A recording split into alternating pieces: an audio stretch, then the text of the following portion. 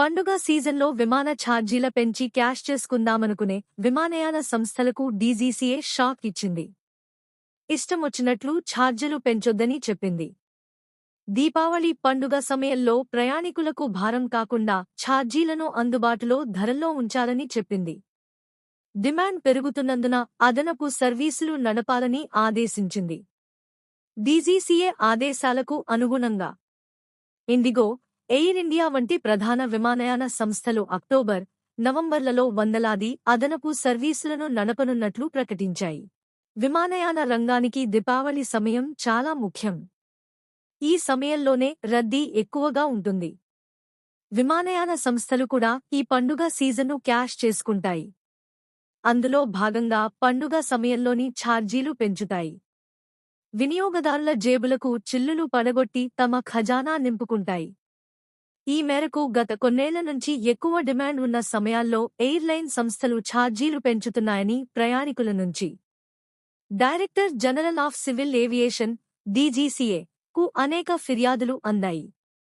ఈ నేపథ్యంలోనే డీజీసీఏ కీలక నిర్ణయాలు తీసుకుంది. పండుగ సమయంలో విమాన ఛార్జీలు అందుబాటు ధరలో ఉండాలని, అంతేకాకుండా విమానాలు ఏర్పాటు చేయాలని ఆదేశాలు జారీ చేసింది. పండుగ సీజన్లో పెరిగిన టిక్కెట్ ధరల వల్ల ప్రయాణికులు భారం పడకుండా చూసుకోవడానికి విమానయాన సంస్థలతో ఈ సమస్యను చర్చించినట్లు డీజీసీఏ శనివారం విడుదల చేసిన ఒక ప్రకటనలో తెలిపింది.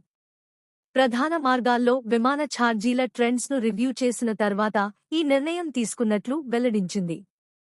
పండుగ సీజన్లో ప్రయాణికుల ప్రయోజనాలను కాపాడటానికి విమాన ఛార్జీలు, విమాన సామర్థ్యాలను నియంత్రణ సంస్థ కఠినంగా పర్యవేక్షిస్తుందని డీజీసీఏ ప్రతినిధి ఒకరు తెలిపారు. డీజీసీఏ మార్గదర్శకాలపై స్పందిస్తూ ప్రధాన ఎయిర్లైన్ క్యారియర్లు అక్టోబర్, నవంబర్ నెలల్లో వందలాది అదనపు విమానాలను ఏర్పాటు చేస్తామని ప్రకటించాయి.